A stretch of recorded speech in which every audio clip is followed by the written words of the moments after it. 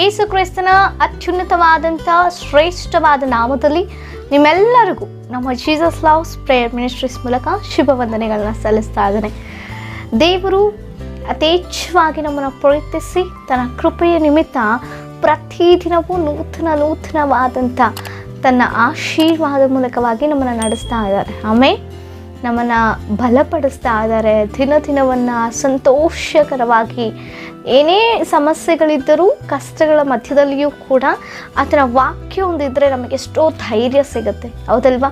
ನನ್ನ ದೇವರೇ ನನ್ನೊಟ್ಟಿಗೆ ಮಾತನಾಡ್ತಾರೆ. ನಿಜವೇ, ಪ್ರತಿದಿನ ನನ್ನ ದೇವರು ನಮ್ಮೊಟ್ಟಿಗೆ ಮಾತನಾಡ್ತಾ ಇದ್ದಾರೆ. ಅದರ ನಿಮಿತ್ತವಾಗಿ ನಾವು ಬಲದಿಂದ ಧೈರ್ಯದಿಂದ ಇರಲಿಕ್ಕೆ ಸಾಧ್ಯ ಆಗ್ತದೆ. ಹೌದಲ್ವಾ?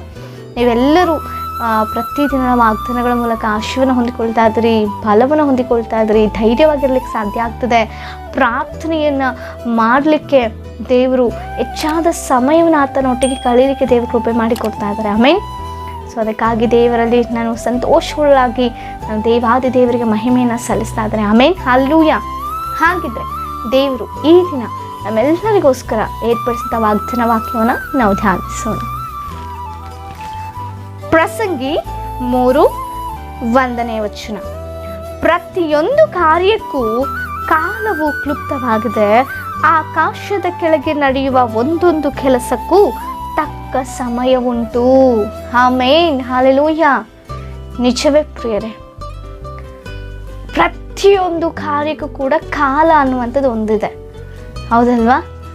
ಏನೇ ಒಂದು ಮನೆ ಕಟ್ಟಬೇಕಾದ್ರೂ ಅಥವಾ ಒಂದು ವಿವಾಹ ಆಗಬೇಕಾದ್ರೂ, ಒಂದು ಉದ್ಯೋಗ ಸಿಗಬೇಕಾದ್ರೂ, ನಾವು ರಕ್ಷಣೆ ಹೊಂದಬೇಕಾದ್ರೂ ಎಲ್ಲದಕ್ಕೂ ಕೂಡ ಒಂದು ಕಾಲವನ್ನು ದೇವರು ಏರ್ಪಡಿಸಿದ್ದಾರೆ.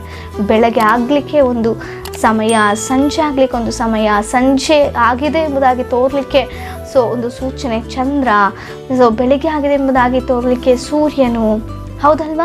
ಎಷ್ಟು ಅದ್ಭುತವಾಗಿ ಅಲ್ವಾ ದೇವರು ಸೃಷ್ಟಿ ಮಾಡಿದರೆ ಈ ಒಂದು ಸೃಷ್ಟಿಯನ್ನು ನನಗಾಗಿ, ನಮ್ಮೆಲ್ಲರಿಗಾಗಿ. ಆಮೇಲೆ ಅದೇ ರೀತಿಯಲ್ಲಿ ನಮ್ಮ ಜೀವನದಲ್ಲಿ ಕೂಡ ಪ್ರತಿ ಕಾರ್ಯ ನಡೀಬೇಕು ಅಂದರೆ ಒಂದು ಸಮಯ ಇದೆ, ಒಂದು ಕಾಲ ಇದೆ. ಆ ಕಾಲದವರೆಗೂ ನಾವು ವೆಯ್ಟ್ ಮಾಡಲಿಕ್ಕೆ ಸಾಧ್ಯ ಆಗ್ತಿದೆಯಾ? ನಾವು ನಿರೀಕ್ಷಿಸಿಕೊಂಡು ಇರಲಿಕ್ಕೆ ಸಾಧ್ಯ ಆಗ್ತಿದೆಯಾ? ಅಥವಾ ಈ ಲೋಕ ಸಂಬಂಧವಾದ ಮನುಷ್ಯರ ಆಲೋಚನೆಯೋಪಾದಿಯಲ್ಲಿ ಬೇಗ ಆಗಿಬಿಡಬೇಕು, ಈಗಲೇ ಆಗಿಬಿಡಬೇಕು ಅನ್ನುವಂಥ ರೀತಿಯಲ್ಲಿ ತಪ್ಪಿ ಹೋಗ್ತಾ ಇದ್ದೇವಾ ಅನ್ನುವಂಥದ್ದನ್ನು ನಾವು ಆಲೋಚನೆ ಮಾಡಬೇಕು. ಅನೇಕ ಸಂದರ್ಭದಲ್ಲಿ ನಮ್ಮ ಜೀವನದಲ್ಲಿ ಕೆಲವೊಂದು ಕಾರ್ಯಗಳು ನಡೆಯದೇ ಇದ್ದಾಗ ನಾವು ಅನೇಕ ಸಂದರ್ಭದಲ್ಲಿ ಕುಗ್ಗಿ ಹೋಗ್ತಾ ಇರ್ತೇವೆ. ಯಾಕೆ ಇನ್ನೂ ನಡೆದಿಲ್ಲ? ಈಗಾಗಲೇ ನಡಿಬೇಕಿತ್ತಲ್ಲ. ಎಲ್ಲರಿಗೂ ಒಂದು ಉದ್ಯೋಗ ಸಿಕ್ಬಿಟ್ಟಿದೆ, ಇನ್ನೂ ನನಗೆ ಸಿಕ್ಕಲಿಲ್ಲ ಅಲ್ಲ. ನನ್ನ ಜೊತೆಗೆ ಓದೋರು ಉದ್ಯೋಗದಲ್ಲಿ ಸೆಟಲ್ ಆಗಿ ಅವರು ಒಳ್ಳೆ ಲೈಫ್ ಲೀಡ್ ಮಾಡ್ತಿದ್ದಾರೆ, ನನಗೆ ಯಾಕೆ ಇನ್ನೂ ಉದ್ಯೋಗ ಸಿಗಲಿಲ್ಲ? ಅಥವಾ ನನ್ನ ಮಕ್ಕಳಿಗೆ ಇನ್ನೂ ಯಾಕೆ ಮದುವೆ ಆಗಲಿಲ್ಲ?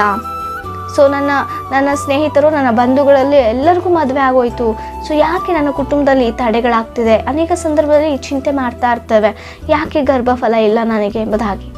ಆದರೆ ದೇವರು ಈ ಮುಂಜಾನೆ ನಮ್ಮೊಟ್ಟಿಗೆ ಮಾತನಾಡ್ತಾ ಇದ್ದಾರೆ, ಎಲ್ಲದಕ್ಕೂ ಒಂದು ಸಮಯ ಇದೆ. ಒಬ್ಬೊಬ್ಬರ ಜೀವನದಲ್ಲಿ ಒಂದೊಂದು ಕಾರ್ಯ ನಡೆಯಕ್ಕೆ ಸಮಯ ಉಂಟು. ಮೇ ಬಿ ಅವರ ಜೀವನದಲ್ಲಿ ಉದ್ಯೋಗ ಬೇಗ ಸಿಕ್ಕಿರ್ಬೋದು, ಆದರೆ ಇನ್ನೊಂದು ಕಾರ್ಯ ಲೇಟಾಗಿ ಆಗಿರ್ಬೋದು. ಹೌದಲ್ವಾ? ಅದಕ್ಕೋಸ್ಕರವಾಗಿ ಉದ್ಯೋಗ ಸಿಕ್ಕಿ ಅನೇಕರಿಗೆ ವಿವಾಹ ಆಗದಂಥ ಸ್ಥಿತಿಯನ್ನು ಕೂಡ ನಾವು ನೋಡ್ತೇವೆ. ವಿವಾಹ ಆದರೂ ಕೂಡ ಉದ್ಯೋಗ ಇಲ್ಲದೆ ಮನೆಯಲ್ಲೇ ಇದ್ದಂಥದ್ದನ್ನು ಅನೇಕರು ಕಳೆದಿರುವಂಥದ್ದನ್ನು ನಾವು ನೋಡ್ತಾ ಇದ್ದೇವೆ. ಈ ರೀತಿಯಾಗಿ ಒಬ್ಬೊಬ್ಬರ ಜೀವನದಲ್ಲಿ ಕಾರ್ಯಗಳು ನಡಿಬೇಕಂದ್ರೆ ಅದಕ್ಕೆ ತಕ್ಕ ಸಮಯ ಉಂಟು. ಆ ಸಮಯಕ್ಕಾಗಿ ದೇವರಲ್ಲಿ ನಾವು ನಿರೀಕ್ಷಿಸಿಕೊಂಡಿರಬೇಕು, ಎದುರು ನೋಡ್ತಾ ಇರಬೇಕು.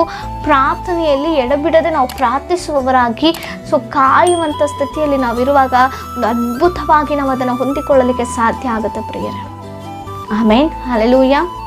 ದೇವರಿಗೆ ಮಹಿಮೆ ಉಂಟಾಗಲಿ.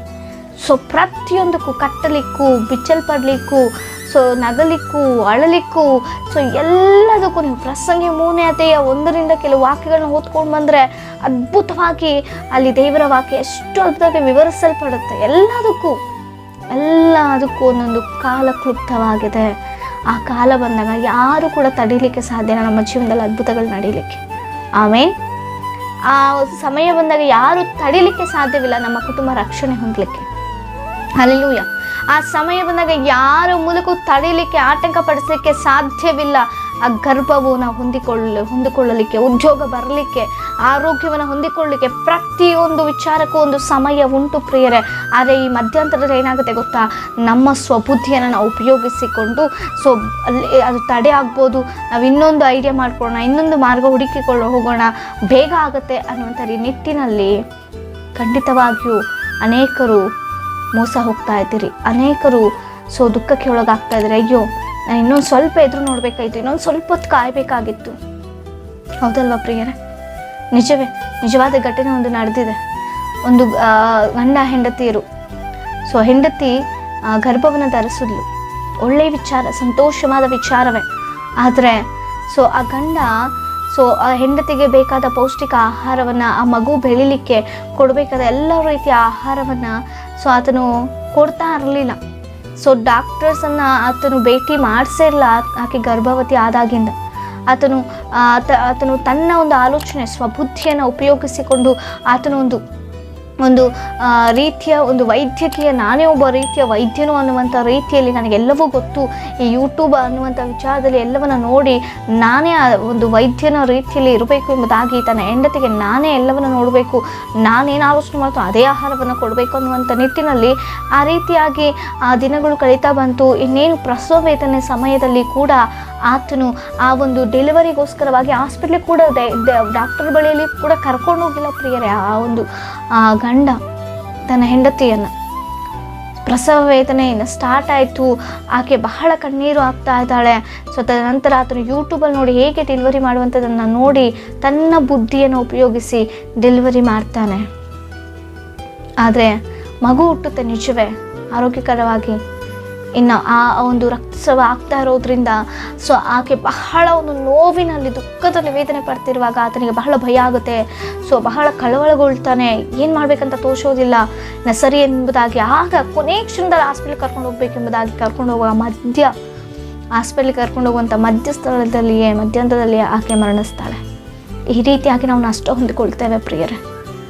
ನಿಜವೇ ನಮಗೆ ಗೊತ್ತಿರ್ಬೋದು, ಆದರೆ ವೈದ್ಯರಿಗೆ ಬೇಕಾದಷ್ಟು ಆ ರೀತಿಯ ಒಂದು ಜ್ಞಾನ ನಮಗೆ ಇಲ್ಲದೆ ಇರ್ಬೋದು.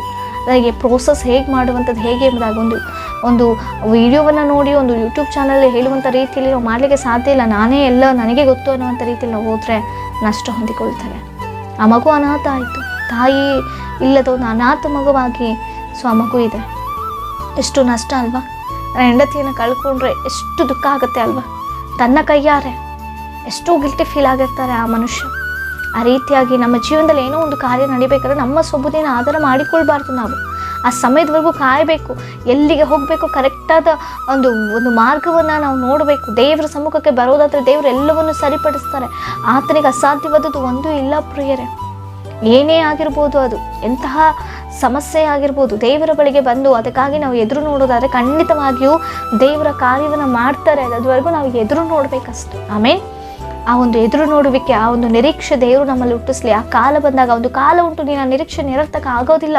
ಹಾಗಾಗಿ ದೇವರ ವಾಕ್ಯ ಹೇಳ್ತಿದೆ, ಆ ಕಾಲದವರೆಗೂ ನೀನು ನಿರೀಕ್ಷಿಸಲಿಕ್ಕೆ, ನಾನು ನಿರೀಕ್ಷಿಸಲಿಕ್ಕೆ ನಿಜವಾಗಿಯೂ ಆ ತಾಳ್ಮೆಯಿಂದ ನಾವು ಇರಲಿಕ್ಕೆ ಸಾಧ್ಯ ಆಗ್ತಾ ಇದೆಯಾ? ಆಲೋಚನೆ ಮಾಡೋಣ. ನಿರೀಕ್ಷೆಯಿಂದ ಇರೋಣ, ತಾಳ್ಮೆಯಿಂದ ಇರೋಣ, ಬೇಡಿಕೊಳ್ಳೋಣ, ಎಡಬಿಡದೆ ಪ್ರಾರ್ಥನೆ ಮಾಡೋಣ. ಖಂಡಿತವಾಗಿಯೂ ನೀವೇನು ಅಂದ್ಕೊಳ್ತಾ ಇದ್ದೀವಿ ನೂತನ ವರ್ಷದಲ್ಲಿ, ಕಳೆದ ವರ್ಷದಲ್ಲಿ ಅನೇಕ ವರ್ಷಗಳಿಂದ ಆ ಕಾರ್ಯ ನಡೆಯಲಿಲ್ವೇನೋ ಎದುರು ನೋಡ್ತಾ ಇದ್ದೀರಾ? ದೇವರು ಖಂಡಿತ ಮಾಡ್ತಾರೆ. ಒಂದು ಸಮಯ ಇದೆ, ಅದ್ಭುತವಾಗಿ ಮಾಡಲಿಕ್ಕೆ ಸಾಕ್ಷಿಯಾಗಿ ದೇವರು ನಿಮ್ಮನ್ನು ನಿಲ್ಲಿಸಬೇಕೆಂಬುದಾಗಿ ತಡೆ ಆಗ್ತಾ ಇದೆ ಅಷ್ಟೇ. ನಿಮಗೆ ನೋವು ಉಂಟಾಗಬೇಕು ಅಂತಲೋ, ಸಮಸ್ಯೆಯಲ್ಲಿ ಸಿಲುಕಿಕೊಳ್ಬೇಕೆಂಬುದಾಗಿಯೋ, ನೀವು ಚಿಂತೆಗೊಳಗಾಗಬೇಕೆಂಬುದಾಗಿಯೋ ಅಲ್ಲ. ದೇವರು ನಾವು ಯಾವಾಗಲೂ ನಮ್ಮ ಹಿತವನ್ನು ಬಯಸುವಂಥ ದೇವರು. ಆಮೇಲೆ ಆ ರೀತಿಯಾಗಿ ನಾವು ದೇವರ ಸಮ್ಮುಖದಲ್ಲಿ ಪ್ರಾರ್ಥನೆ ಮಾಡೋಣ. ನಿಮ್ಮ ಏನೇ ವಿಜ್ಞಾಪನೆಗಳು ನಮಗೆ ತಿಳಿಸಿಕೊಡಿ, ನಿಮಗಾಗಿ ನಾವು ಪ್ರಾರ್ಥಿಸಿಕೊಳ್ಳೋಣ. ಪರಿಶುದ್ಧರು, ಉನ್ನತನಾದಂಥ ದೇವರೇ, ಅಪ್ಪ ನಿಮಗೆ ಸ್ತೋತ್ರ. ಒಂದು ಸಮಯದಲ್ಲಿ ಕರ್ತನೆ ನಮ್ಮೆಲ್ಲರನ್ನ ಈ ವಾಗ್ದಾನವನ್ನು ನೋಡ್ತಾ ಇರುವಂಥ, ಕೇಳ್ತಾ ಇರುವಂಥ ಪ್ರತಿಯೊಬ್ಬೊಬ್ಬರು ನಮ್ಮೆಲ್ಲರನ್ನೇ ಹಸ್ತಕ್ಕೆ ಒಪ್ಪಿಸ್ತಾ ಇದ್ದಾನೆ. ಈ ವಾಗ್ದಾನ ಮೂಲಕ ಆ ಸಮಯದಲ್ಲಿ ತಕ್ಕ ರೀತಿಯಲ್ಲಿ ಅವರು ಹೊಂದಿಕೊಳ್ಳಬೇಕಾದಂಥ ಆಶೀರ್ವಾದವನ್ನು, ಅವರ ಜೀವನದಲ್ಲಿ ನಡೆಯಬೇಕಾದ ಕಾರ್ಯವನ್ನು ನಡೆಸಿ ಮಹಿಮಕರವಾಗಿ ನಮ್ಮ ಮಕ್ಕಳನ್ನು ಸಾಕ್ಷಿಯಾಗಿ ನಿಲ್ಲಿಸು. ಯೇಸುವಿನ ನಾಮದಲ್ಲಿ ಎಲ್ಲವನ್ನು ಬೇಡಿ ಹೊಂದಿದ್ದೇವೆ, ಜೀವವುಳ್ಳ ಪರಲೋಕದ ತಂದೆಗೆ. ಆಮೇನ್. Praise the lord.